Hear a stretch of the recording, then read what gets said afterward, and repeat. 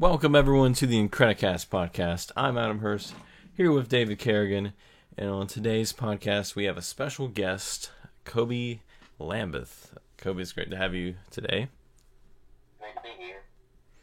So, we saw what we normally see is pure domination in the NASCAR series.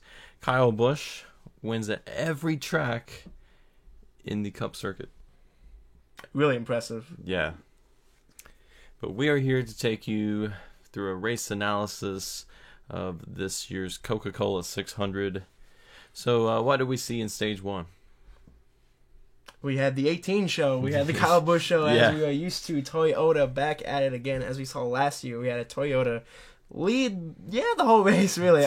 With Arnt Truex Jr., who would go on to win the championship. We had Kyle Busch all night long really. Stage one. At the 22 car of Logano, he started on the front row, giving Penske a great start. Sadly for him, he really couldn't stay up there too well. Yeah. So he would drop back, and then we'd have the 3 car, the last year winner, 2 years ago, Truex won. Apologies, but last year winner of Austin Dillon, he would blow a tire and really end his day. Yeah, pretty much. So, we would have a lot more of the Toyota show. Just keep going on. Had the 2-car Brad Keselowski. He really had some issues on pit road. He had some cars that were in his way. Couldn't really get there to pit, and so he decided to stay out with no tires. And, well, that would kill that his whole entire stage. That would end. So yeah. What did you gather from the first stage, Kobe? I said that the most surprising thing for me was Kevin Harvick's night ending so early because he's been so dominant throughout the entire season, and I actually picked him to win yesterday's Cook 600 coming from the last row on the grid, and to see him in the wall and out so early was just so shocking because I have a feeling if Kevin Harvick did not crash out, he could have possibly challenged Kyle Busch for the win. Could have for sure. Yeah, I was there personally, and I just saw, like, he was passing so many cars during every lap. It was really impressive. 45 laps, he got to 6th place. Yeah. So that was crazy. So that was a really sad event for all fans of the 4-car and for Stewart-Haas Racing. I mean, that car was the only car that maybe could have challenged Kyle Busch. Could he have beat him? Who knows? So yeah. We'll go into stage 2. What did you see from stage 2 at the beginning, Kobe, that would really change the face of the race? Honestly, not much. It was still the Kyle Busch show. Exactly. Yeah. Like from my perspective, it was the 18 was just so dominant. Like I expected him to fall off, like we've seen in previous years. Like some teams have trouble keeping up with the track and changing conditions. So I thought it would be a night of comers and goers.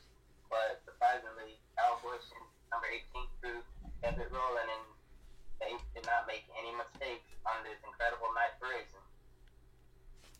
Yeah, this race has the most playoff points throughout the year with that extra stage. And Kyle Busch winning all stages. All of them. And the race. Yeah. So. But another thing that we saw was Ryan Blaney, who looked really fast throughout the day. Possibly could have gave Kyle a shot, but he drops the cylinder and has a lot of issues on pit road. Basically took him out of the running. But he still passed a lot of cars through the field. Yeah, he was complaining about an issue, loss of power perhaps. People who were taking the pictures of the cars on the track right there heard how the 12 car sounded. It's slightly different, but he was still passing cars, so no one really thought anything of it. But this is really sad for Roush Yates engines, who have been doing so well all year long. Haven't really had a blowout really so far, but this one was huge on fire as as in stage 3 we'll talk about. But yeah, so question of the week, really. We've been talking about the Hendrick cars. We've been talking about how these Hendrick cars, they looked good early at Daytona. They got pole first and second, right? Yeah. However, they just can't convert. They just cannot make that into race results. So, Kobe, question. We saw it with the Hendrick cars, but now really with the Penske cars. Yes, Joey won at Talladega, but still, the Brad Keselowski that we seen last year. What do you think is the problem with the 2, the 12, and the 22? Why aren't they as fast as the 4 and the 41? Yeah. I think it might come down to trying different things because I believe it was Joey Logano. He was talking about how they had to dig from their notes from the past and what worked them when Team Penske, Brad Keselowski, and Joey Logano were winning a lot of races a few seasons ago. They had to go back and look at their old notes and apply them to the cars today, and they found some more speed in them, and that's pretty much helped them move up the grid a little bit, but Team Penske is not quite there to the dominance that they were showing a few years ago, so I just think that it's going to take some time on mixing the old and the new to ensure that they are able to compete for the 2018 Monster Energy NASCAR Championship at the end of the year. Yeah, so speaking of Penske, which one, in your opinion, would get to the first win of 2018 first? Ryan Blaney or Brad Keselowski? Who's showing more speed at this point? I actually think that Brad Keselowski could get it done, considering he has a little bit more experience than Blaney, but I think Blaney is showing a lot more raw speed than Brad at the moment, but I think experience is to be key over Blaney, who currently only has one career win, and that was at Pocono last year. So I expect him to be strong in the upcoming week. Yeah. So moving on to stage 3. Same thing there. 18 dominates. What? No. Yeah. 3 stages? 3 stages. Ooh, who knew? But yeah, we saw a bit of some interesting things, like J.J. Yaley pretty much wrecking by himself. Chris Buescher, again, wrecks by himself. Kyle Larson, what did he do? He wrecked by himself. However, Kyle Larson was the one man who could save the car. Yeah. This guy, my goodness, how did he keep it off the wall? He barely tapped in turn 1 going into 2. He tapped the right rear, a little bit on the wall, but he saved the car from slamming it into the inside wall. Really great job by him. Fantastic drive. He would actually come back to still fight there at the end of stage 4. He wouldn't, have a great day, of course, but still, hey, came back. So really great for him. And then, of course, we had Ryan Blaney. Finally, that Ford engine would let go. And, hey, well, we believed that it was the 4th of July for a little bit. Because look at all this, fireworks. Big fire coming from the 12 car. The entire rear end of the 12 car was like a black line of tape. Was just singed off. That was insane. Yeah, when Blaney went up and when his car went up in flames, it was so eerie at the racetrack because the entire stands was saying, "Get out, Blaney!" It was crazy. But really glad that he was okay after that. It's crazy how far the safety in the sport has grown and improved. So Kobe, what did we see in stage 4?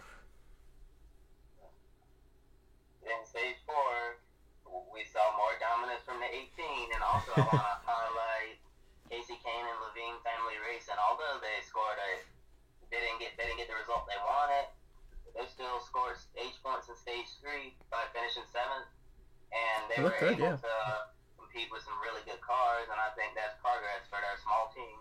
Yeah. So then in the end, Kyle Busch would win and dominates the 600. It's we're either going to see fuel mileage or dominance at the 600. That's what we've seen the past few years. But Kyle Busch does it, gets his 4th of the season, trying to catch up to Harvick with 5 plus 1 because of the All-Star race. But, so next week we go to Pocono, where we will see more mile and a half. Well, it's not mile and a half. However, it has the same feel of a mile and a half. Yeah, it really does. But one quick thing is, Kobe, what do you think that the sport of NASCAR we can take from the 600? What we can take from how dominant? Because Kyle Busch cannot just lead, 377 laps and win the race all stages and that be it. We go back to how it was 2 weeks ago. What do you think NASCAR can really take from this, and the other teams and drivers as well? What do you think we can take from this, from Kyle Busch's dominant win? Honestly, it just shows that Kyle Busch is one heck of a driver. He could potentially end his career as one of the, although he may not have the championships now to show for it, Kyle Busch is incredible. So many wins in the Trucks, Xfinity, and Cup Series. Kyle Busch could very well be one of the greatest NASCAR drivers of all time because he has pure talent, and not many drivers have his special ability to get it done behind the wheel. And also the Coke 600 pretty much proved that clean air is king, which brings in the debate of the 2 different aero packages they ran at Charlotte. The All-Star race, they had the restrictor plate, aero ducts, and the taller rear spoiler with the ears. And in my opinion, that really produced such an exciting race. All of the cars were not going down into turn 1 with over 190 miles per hour. It was still very entertaining, plus the leader could not really pull that far away. And at the 600, once leader Kyle Busch cleared the car in second place, it was pretty much over, and it's not passing. But I thought this year's 600 was more entertaining than recent years because second and back we saw lots of good battles throughout the entire race. I was certainly entertained. Which is true, yeah. We saw the 48 car at Jimmy Johnson. I wouldn't say they fixed their demons. I wouldn't say it's not over. The trials and tribulations of that team with Chad Knaus, it probably still is there. However, they really improved, I would say. Yeah, they really did. A lot with this new Camaro. They were up in the top 5, and they even got, a top 5 finish with 5th place. So, we're going to Pocono, the tricky triangle. What turn 4? What turn 4? So, what are your predictions for next week's Pocono race? I think that it could either go 2 ways. Each year at Pocono, it's weird because it seems like one race is really calm and string out, and then the other race at Pocono is really intense and wild with a lot of caution. That's true. So I'm not really sure which one it's gonna be, but hopefully we'll some decent racing at the tricky triangle. Yeah, which is true. We've seen some boring, ish races where we have a leader, we had Kyle Busch a few years ago, and then he ran out of gas in the end. But yeah, he put his foot on the pedal the entire race, was really ahead. And then we've had some really incredible races, as for instance 2014 with Dale Jr. He fought all the way through the field. It seemed like 12 times to win that race. We saw Ryan Blaney last year. So, who do you think will take home the checkered flag? I think the guy we used to call him Mr. Pocono, Denny Hamlin's gonna finally get back to victory lane after coming so close this season. I could see that. Yeah, I could see that. He's been knocking on the door for those wins. And we've seen, with the speed in the Gibbs cars, I think Kyle Busch was a little fast last night, wouldn't you say? Yeah. Just a little bit. And Suarez was in some good fights. We saw Hamlin was up there. Jones was up there. He then had some issues on pit road. He had some pit road penalties. But yeah, we've seen the Gibbs cars. They're trying to claw their way back up there. So, yeah. I could vouch for that pick. That's a really good pick. All right. So I'm also going to be paying close attention to the Xfinity race at Pocono because they're going to be using the restrictor plates, aero duct, and the taller to the rear spoiler. Yeah, it could be interesting. Maybe they could take some notes from that. Maybe try to apply it to the Cup side. See if that improves the racing overall at Pocono. Yeah, we saw last year as well in the Xfinity series. They had the restrictor plates at the Brickyard. Yeah. So perhaps they learned something from there with the same type of track. I know there's 4 turns at Indy and 3 at Pocono, but still, you have the same, type of track with the hard turns where you got the long straightaways. Same type of speed, same type of package, I believe. But Adam, who do you believe for Pocono, the Tricky Triangle, will take home the checkered flag? The man, the myth, the legend, dominated in the 600. You gotta go with Kyle Busch, because when he wins in streaks, because he just keeps going. It's like when he loses in streaks. That's how this man rolls. I do believe the 18 is going to make it 2 in a row, try to catch up to Kevin Harvick in that dominating fashion. Wow. I got 2 Toyotas out here. My goodness. Well, I kind of left the team. door wide open for you to take the 4. So.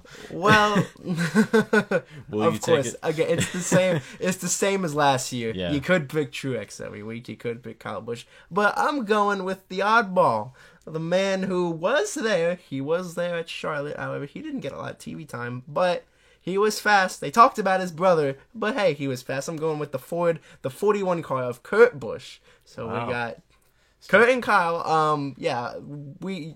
This year, 2018, can't count out Sturt Haas. We didn't think they'd be good at some tracks, and Kevin Harvick proved us wrong. We were like, yeah, All-Star race, they'll be good. And Kevin Harvick proved us wrong. They were great. So perhaps the Sturt Haas cars, the ones that are not Kevin Harvick, hey, we saw the 14 car of Clint Bowyer finally get that win at Sturt Haas Racing this year. So perhaps the 41 car of Kurt Busch, who has won this race with Sturt Haas in the past. Keep in mind. So I believe that was in 2016, wasn't it? Yes. Yeah. So, all right. So some interesting picks. We have Denny Hamlin. We have Kurt Busch and Kyle Busch. all guys who have previously won at this track, though. Yeah. So the man that won it last year was Ryan Blaney. What do you think of his chances? I think they're up in flames. Just like he was.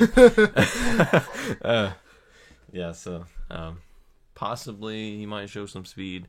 We'll just have to find out. I hope everyone watching enjoys the Pocono race. If you're watching the Xfinity race, hope you enjoy that as well. Some interesting racing this weekend.